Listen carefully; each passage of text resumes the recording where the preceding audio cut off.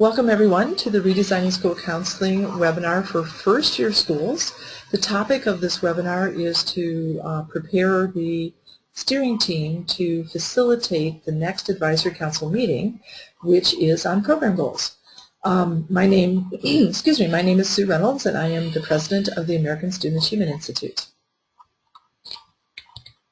Okay, so today's agenda is very quickly, we're going to do a quick review of the RSC beliefs and the RSC process, as we do each month. And then we're going to focus on this month's topic, which is to prepare you to facilitate the program goals discussion with your advisory council. There is a pre-meeting mailing for this meeting, and we'll talk about that. Then we'll do a quick walkthrough of the meeting and then talk about what submissions you're putting into the system this month and the rubric items for them. And then finally we'll get online and kind of walk through everything that's online, so we're making sure that you know how to use that tool. Okay, so let's begin with the review. First of all, our beliefs, and of course our most fundamental belief is that school counseling programs help students make sound choices in areas that impact academic success. So this is a schematic that kind of shows the same thing. We believe that school counseling programs help kids who are involved in sound guidance and counseling initiatives make better choices in areas that impact achievement. And we now have data, a study that was done by a couple of universities of the RSC schools that shows that RSC schools have higher achievement on both the state math test and state language arts test. And we think this is why, because in those schools, the school counselors are helping kids make better choices. This is one of the reasons why, in compared to a control group that the RSC schools have higher achievement. In terms of designing your program, and this is really important for today's discussion, in designing the program, we start with the school's achievement goals. So today we're going to talk about your school's academic achievement goals. For a lot of schools, those are the goals in your school improvement plan. And for some schools, we find that there are no academic goals in the school. And if that's the case, then you'll need to talk with your principal about what are your academic goals. And we're really talking here about achievement only. We're not talking about attendance. We're not talking about homework completion and other things that are student choices. We're just talking about the bottom line in a school, which is, you know, are kids achieving or not. So we'll look at your achievement goals, and then we're going to look at, okay, what choices do kids need to make in order for our school to reach those goals? So today's focus is on student choices, and your program goals will be the student choices that you want kids to make. And then in the coming months, we'll talk about, okay, how are we going to design a guidance initiative and a counseling initiative that will help kids make good choices so that achievement will go up. Okay, so in terms of the process, this is the process that we started, and last spring we started getting ready. You convened your steering team, you collected data, gave student surveys, you conducted a couple of self-studies, and put together your advisory council. So that step is finished. Then in September, you met with your advisory council, you did an introduction, you introduced terminology, we talked about the benefits of school counseling, and then in October, we started talking about what your dreams were, that if everything were, you know, perfect in a perfect world, what would the adults be like, what would the kids be like, what would your student achievement data be like. So this discussion kind of got everybody on the same page. It showed everybody where we were going. And right now on your advisory councils, there's kind of consensus and an understanding that this is what our program is all about. We're moving towards this dream state. So this month, we'll be talking about program goals. And the goals, and please hear me say this because this is really important. When we're talking about program goals, we're talking about all of the gazillion choices that kids need to make in order to be successful at school and also to prepare for post-secondary and careers. So there's a lot of choices. You know, if you think about all the choices that have to be made in 9th grade, in 10th grade, 11th grade, it may end up that you have as many as 50, 60, 70 goals that you want kids to have. For example, if we were to just look at your ninth graders, we want your ninth graders to ask questions in class when they're confused, to turn in their homework, to participate maybe in extracurricular activities, to start to research post-secondary institutions. All of those things that when kids are successful at school and when they're successful at getting to post-secondary and completing post-secondary, what are all the choices they have to make in 9th grade, 10th grade, 11th grade? So there's a lot of program goals that you have. In most school counseling programs, even before they start working with RSC, if they were to start listing all the goals that that their program was designed, all the choices that their program was designed to help kids make, there's a lot of them. So I'm just kind of warning you ahead of time that you're probably going to have a lot of program goals. Then what we're going to do after we have all of those 60, 70 choices that we want kids to make, after we have them all defined, then we're going to look at them, we're going to look at data and say, okay, which of those goals do we really need to focus on because our kids aren't making those choices very well. So we're going to narrow down those program goals into priority goals. But there's a little step that we're going to sneak in there first, which is really, really helpful to school counselors. So once we have all those 70 goals defined, then we're going to say, folks, that's all great, and we would love to do all those things like perfectly and help every kid in the building make every single one of those choices. But here's the reality. The reality is we only spend 20% of our time with kids and parents. The other 80% of the time we're spending doing things that have nothing to do with school counseling. We're being junior administrators, we're helping with attendance, we're substitute teaching, we're filling out state reports. So while we would love to address all 70 of those things, we just don't have the time. And we also don't have the resources. Our budget per student is 43 cents per student that we have to support our program. So in this next step, in 4A, the first discussion we're going to have with the council is how do we expand our resources so that we can tackle more of those program goals and make them into priority goals. And it's always fun. I always hear from a couple of schools every year that at this discussion point, the advisory council convinced the administrators to hire additional counselors or to not get rid of their counselors. We'll hear from people that their community organizations have said, what, you only have 43 cents per student? $500 is nothing to us, we'll give you $500. Or people will say, there's only one of you, but our service club, we could volunteer to help you with that. So we're going to expand resources here and get as much time, funding, help as we possibly can. And then in step 4B, we're going to say, okay, given who we are now, how much time and energy we have with y'all helping, let's go back to those program goals and see how many of them we think we can make into priority goals. Okay, so that's going to happen in December, January. Then once we know what the priority goals are, we're going to come and figure out why aren't kids making those choices. Do they not have the information they need? Are there social personal things that are getting in the way? Or are we just not giving them the opportunities? So we'll talk about the whys. Then in March, we'll come back and we'll say, okay, now that we know why kids aren't making those choices, what can we do about it? And we'll start brainstorming activities to implement next year to address the whys. That's the last meeting of the Advisory Council, and then after that, the counselors will get busy preparing for that new program. So we'll write lesson plans, create a program calendar, create an annual budget, just kind of the management stuff that we have to do to make that program run. Okay, so that's the process, and I'm looking to see any questions. I'm not seeing any hands up, and no questions so far. Okay. So now let's get into this month's tasks. So this month we're looking at program goals. And there is a pre-meeting mailing. And it can be sent as an email attachment, is fine. So there's a kind of a cover memo or an intro memo. And then what we're going to do is provide data so that some of the meeting can actually, some of the tasks can actually happen at home before the advisory council members get to you. So the pre-meeting task is to look at the student choice data.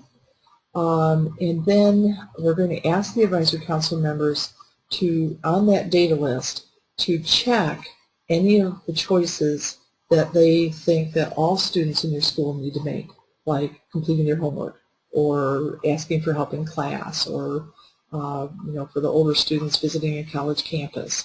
So what are the choices that every student in the school should do?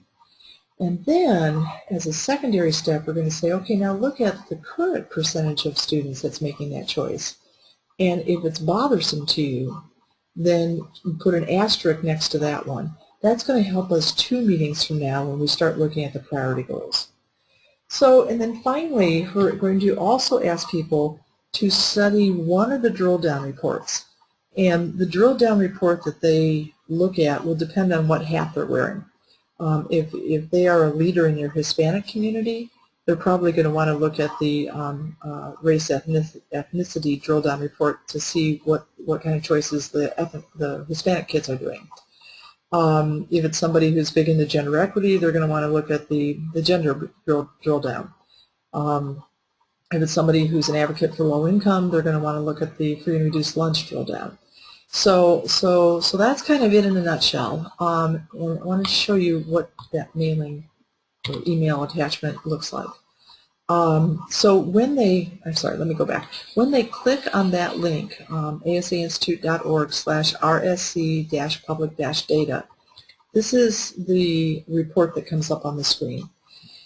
And the report that we want them to look at initially is the Plan and Choices report and the summary report, so it's going to include all of the students in your building. So they would click on that icon, and then they would get a report that has data that's expressed like this. And this is from the survey that you gave last spring. So did you meet with the college rep at your school, at your high school this year? They would say yes, no, or they're not sure. Did you attend a college fair this year? Yes, no, not sure. This is a real schools data, by the way. Did you visit a college campus this year? So you can see that whoever was filling out, looking at this data, they thought that these are choices that every single kid in our building should be doing. That we want all kids to talk with a college rep. We want all kids to go to a college fair. We want all kids to visit college campuses. But then they starred 2 of them. They put an asterisk on 2 of them because when they looked at the data, they were concerned that only 27% had met with a college rep. Only 12% across the board had attended a college fair. So in the back of your mind, we want you to always be thinking about these drill down reports, because as I'm looking at this, questions come up for me. Like, did you attend a college fair this year? That's 12%. That's fairly low. 1 out of every 10 kids went to a college fair. But I'm wondering, is it if I've got 12th graders that have not yet attended a college fair, and I know that college fairs have been available, then that's more of an issue. So I might want to look at the drill down report for that to see, is it 11th graders or is it 12th graders? If it's 12th graders, I'm concerned. Since I don't take 11th graders to a college fair yet, I'm not so concerned about them. So, and again, depending on what hat you're wearing, if I'm a Hispanic community leader, I'm going to want to go to that race and ethnicity drill down report. So, okay, so that's what the data looks like. And if I look at the drill down, here is what that appears like. So this is a drill down by free and reduced lunch. So again, when I look at all of the data, there's the 40% that we saw on the previous page. And we also put in the raw numbers for you. So there's 144 students. This is a small rural school, but there's 144 students in grades 11 and 12. And 58% said that they had visited a college campus. But then look at the discrepancy. My paid lunch kids, the more affluent kids, 51%. My less affluent kids, 26%. So I've got I think, a definite guidance gap here, where my more affluent kids are getting to these campus visits, but the free and reduced lunch kids are not. So, and this is going to probably, if it were me, that would probably impact my programming. I'd want to see, what am I doing so that the paid lunch kids get there, but the free and reduced lunch kids don't.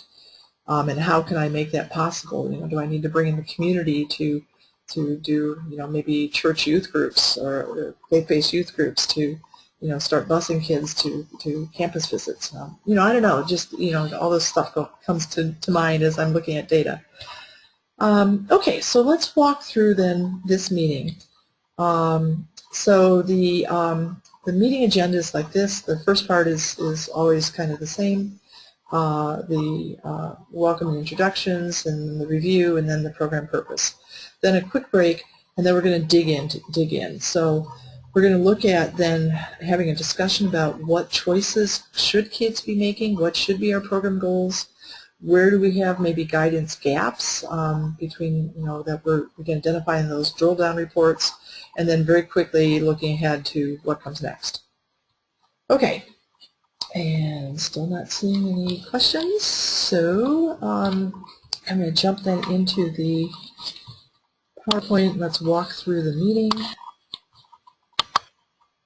Okay, here's the goals presentation, and run through this real fast. Okay, so this is the presentation that you're doing with your advisory council.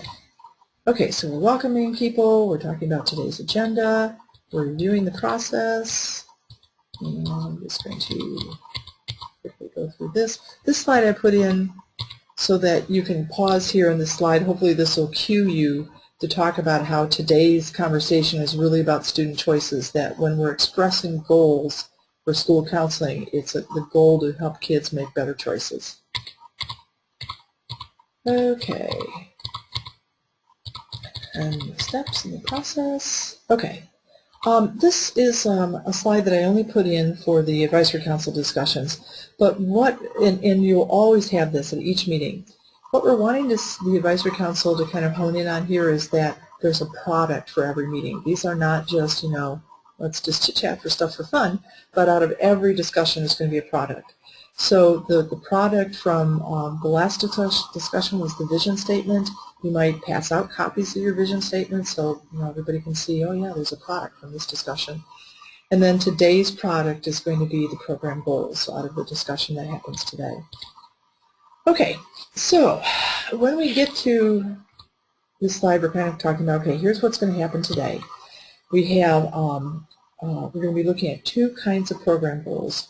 One program goal is, one kind of goal is already set, the achievement goals.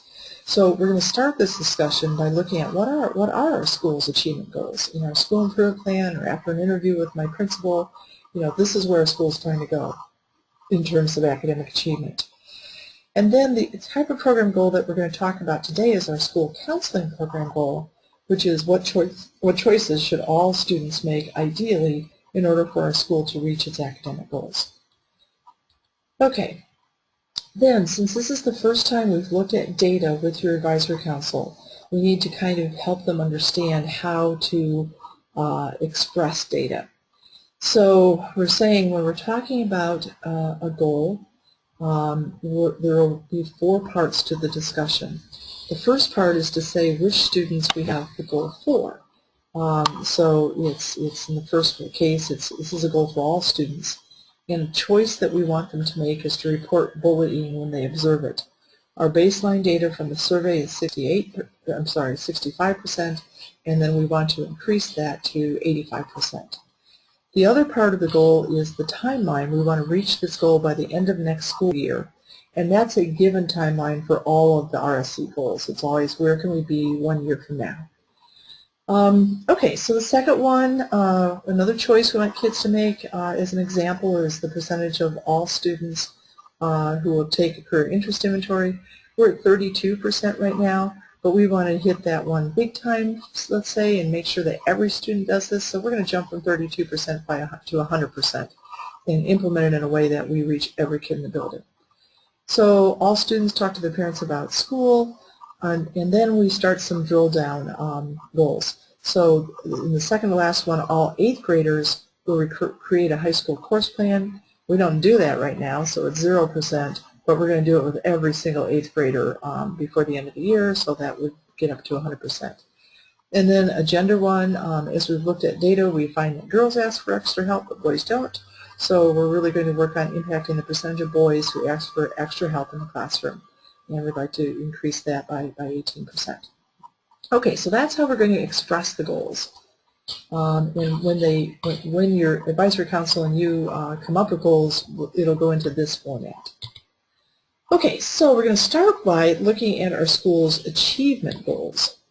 So this is a PowerPoint slide that you can just drop in, same format, what's the student group, what's the benchmark, what's our current data, and what's our target data.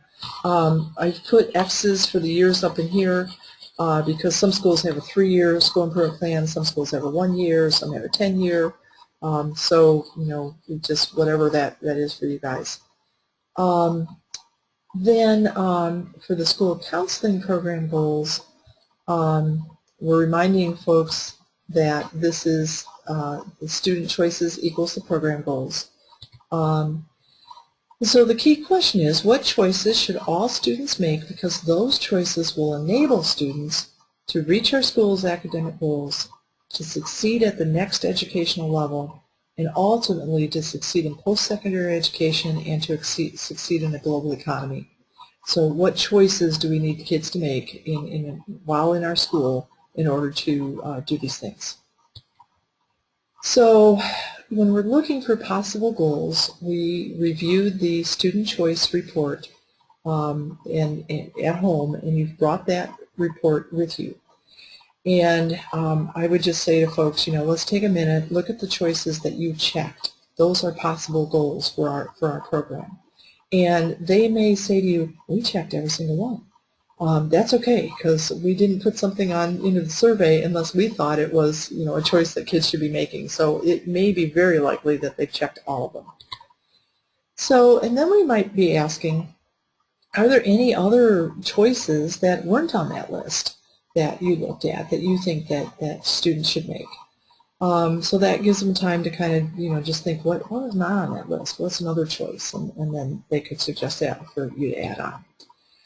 So the next thing we're going to do then is an Instagraph. This is a consensus building tool for those of you at Cypress Springs with your large advisory council and really at the environmental charter school also. I think this is going to be a really good tool, and we'll show you how it works. So what we want to do is we want on this Instagraph, is we're going to place sticky dots above goals that you do not feel are important for students at your school to make. So the Instagraph looks like this, and what we've done is we've taken each of the questions in the survey that your students took, and we rewrote it as a possible goal.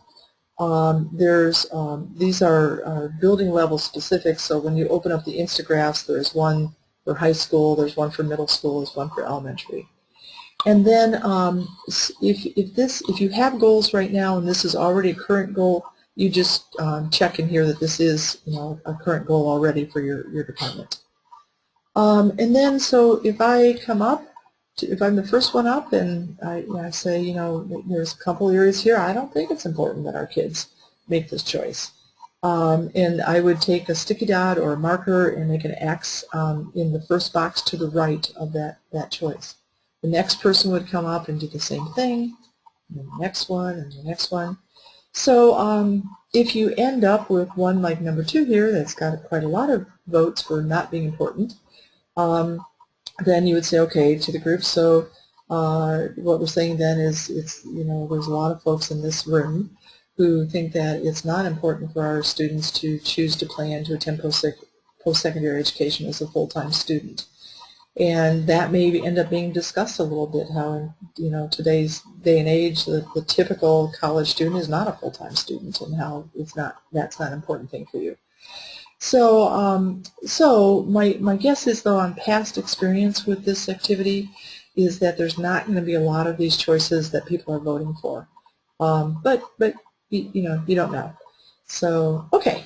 So that's how the Instagraph works, and it allows you just kind of to see, you know, what everybody's thinking all at once, I also like it because it gets people up out of their chairs. I often will say, okay, let's take a break for 5 minutes, and during this break, get up to the poster, please, and put your votes on.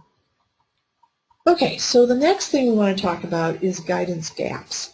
So what we're doing is we're saying to your group, as you look through the data, are there some groups of students that are making sound choices at a rate that's less than their peers?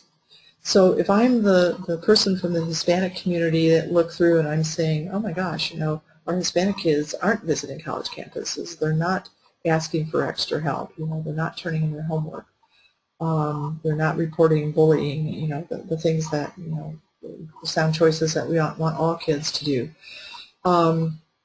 Then so I may raise my hand and say, absolutely, as I looked at the data, the Hispanic kids were making really choices at a different rate than their peers. And if I'm an advocate for the free and reduced lunch kids, which I am, I would be standing up and saying, oh my gosh, look at these choices. The free and reduced lunch kids, we're missing the boat with them. They're not making choices like the paid lunch kids are making. So people will share the student group, and then what data led you to think so. I actually have a typo in there, I'll fix that. What data led you to think so? Okay, so now then we're just going to quick do another instagraph. This time we're going to place a sticky dot above the student groups that you believe are making sound choices at a rate that is less than their peers. So here's the instagraph, and again, I don't know if I forgot. Again, we're just looking for the different student groups and putting my dot or my X next to the ones that are not making choices at the same rate as their peers. In the Ask a Ramp criteria, one of the things that the ramp criteria asks you to do is to have specific guidance activities that are designed to close gaps. So this, if you identify that it's your Hispanic kids or your free and reduced lunch kids where you're seeing these gaps, then later you would design activities to work to close those gaps. Okay, and it may not be like a specific standalone activity. It may be just that, when you're bringing in college reps, that you're making sure that you've requested a Hispanic college rep to come in so that your Hispanic students can see Hispanic students in college. So, things like that. Okay, so and then finally, we're just doing a look ahead. And you're saying after today, the student team is going to create the program goals, and these are choices that we want all students ideally to make, and that you're going to base that on the council's input. I would warn them that it's probably going to be a long list because there's a lot of choices that ideally we'd like every student in the building to make, because we care about every kid in the building and we want every student in the building to be successful. So. And then we're going ahead that at meeting 3 we're going to expand resources and identify a subgroup of goals that we'll call the priority goals. Those are the goals we're really going to hit hard. At meeting 4 then we're going to figure out what's getting in the way. And at meeting 5 we're going to start to identify activities that are targeted activities based on that data. And then we're thanking everybody for coming. So I'm going to go online very quickly. I think we have about 5 minutes left and show you what's there. I'm looking for questions. I'm not seeing any questions. So be thinking if there's anything you want to ask before we part. I'll be asking for questions again in just a few minutes. Okay, so let's get online.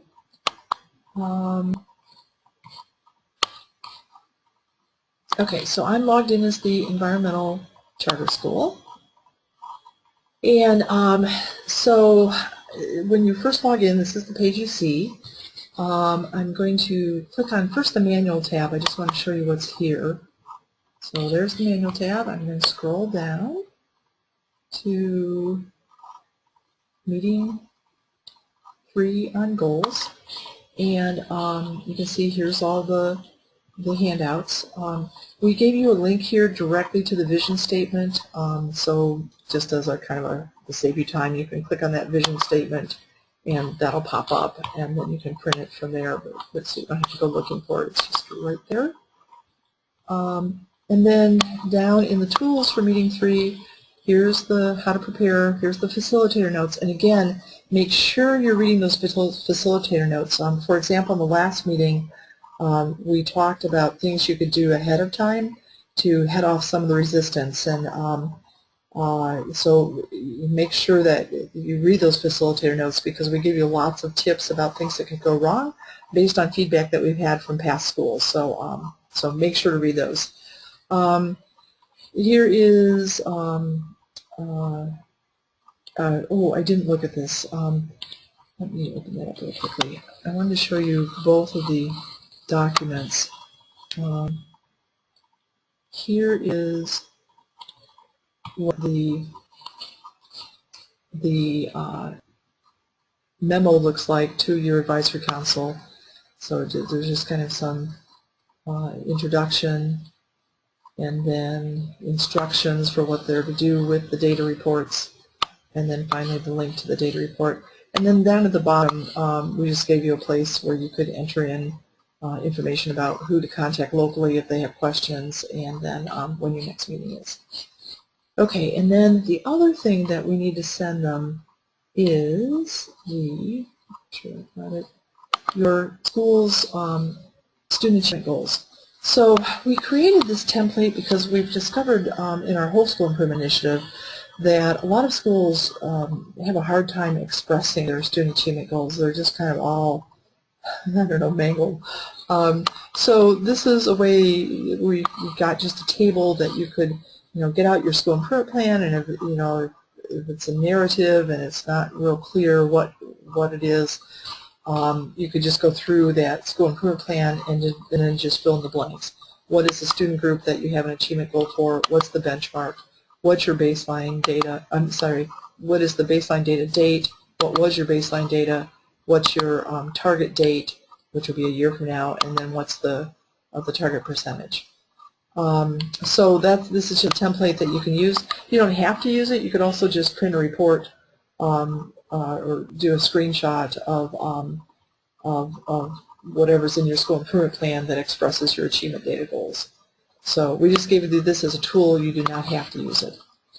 Okay, and so those are in here as well, and then here's the Instagraphs that list all the student choices. Okay, then I think we have a couple tools that you're really going to like. Let's look at the Processes tab now, and I'm going to scroll down to the Goals section. Okay, so create your program goals. Here's the steps. Here's today's webcast, or the one we're doing a little later for another set of schools. One of those two will be linked here. Then here's where you can download the pre-meeting memo in the Achievement Goals template. You can get that from the manual page, or you can also just download it right here. So we do want you to upload a copy of your school's achievement goals so that when you're being reviewed for the Ask a Ramp Award, we can make sure that you've linked this all to your achievement goals. This is again just the template, and then here's where you enter that.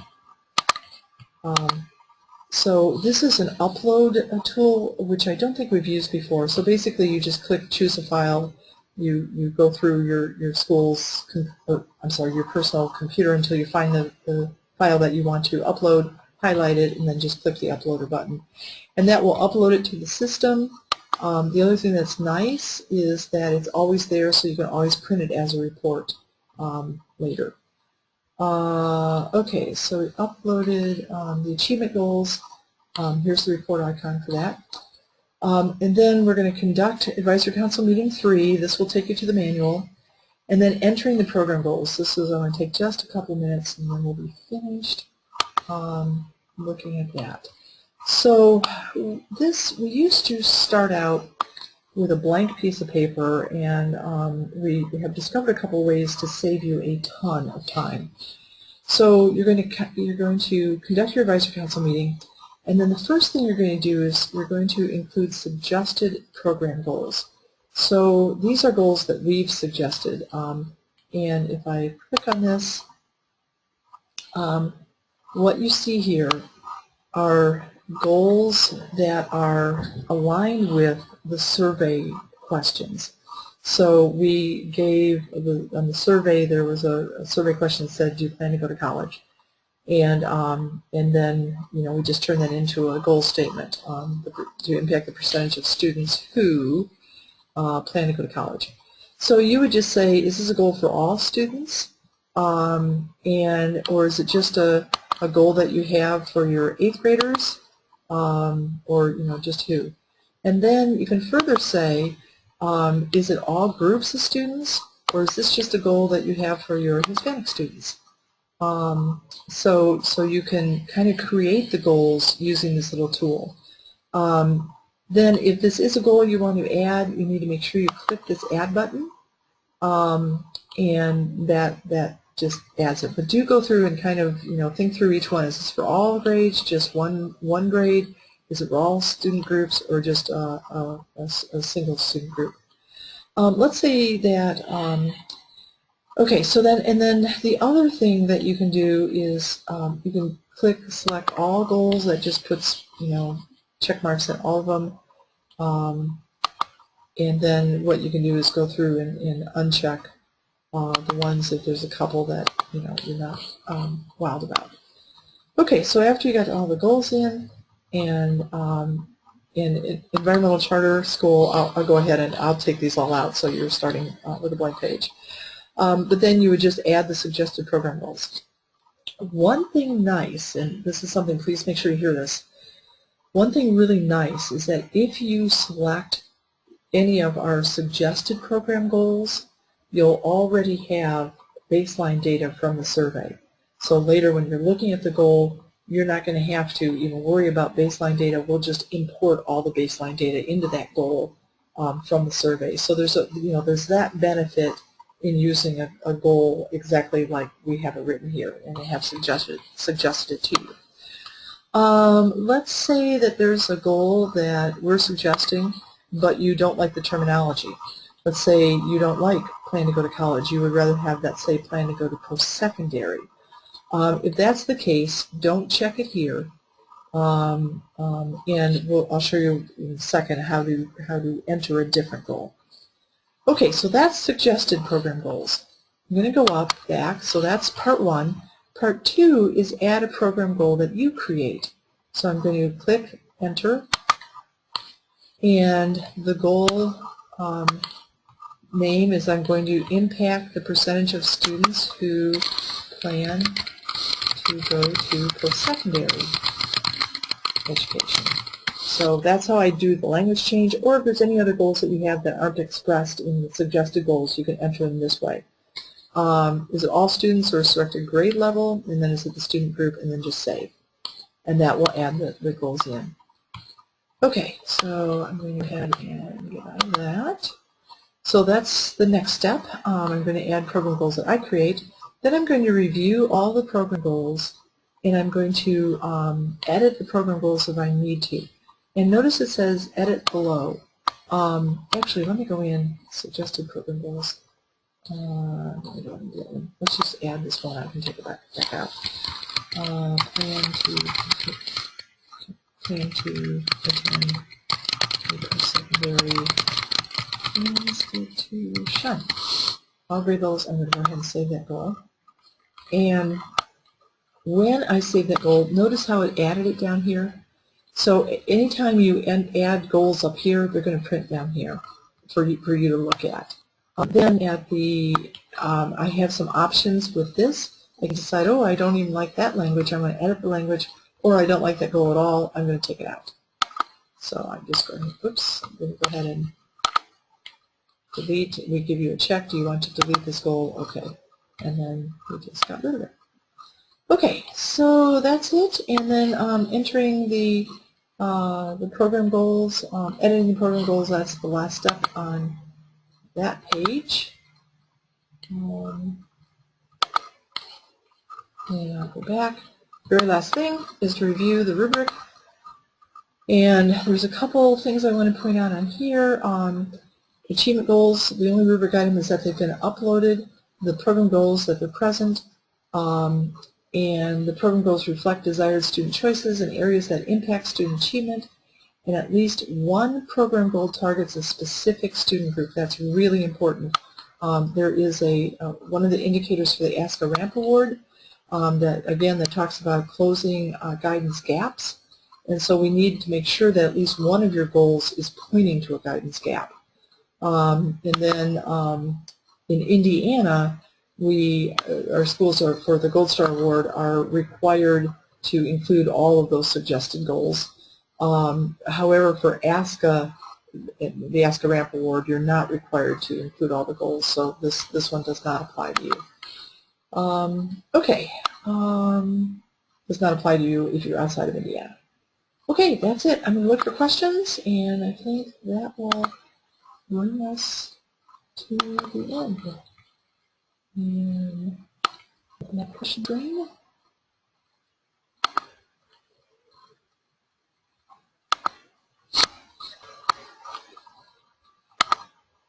And I am not seeing any questions.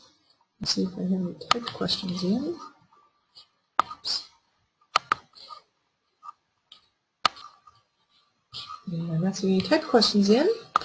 Okay, so I think this is a really interesting meeting.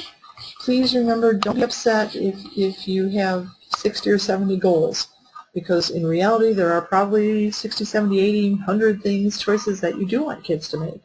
And my guess is that your school counseling program already is addressing most, or if not all, of those choices that you want kids to make. Okay, so we talked about the submissions, and we went to the online system. That's it. Okay, so thank you so much. I wish you lots of luck. I find this meeting really exciting because it's the first time your group has looked at data, and hopefully you have tools that make this easy for you. And as always, give me a shout out if you have any questions. So, and again, welcome to everyone from Cypress Springs. It's so cool that you guys have figured out a way to get you all engaged and to make sure that your discussions are staying small so everybody's involved. Just really, home run, great work. And Environmental Charter School, wonderful work as usual. I did go into both of your schools and read your minutes and your vision statement, and still looking for Cypress Springs to enter those in. But Environmental Charter, you guys did a phenomenal job on that. Really just super. So, okay, so we'll see you all next month. And I always like to end by reminding you that you make a difference in the lives of young people as a school counselor. So good luck this month, and we'll talk to everyone next month.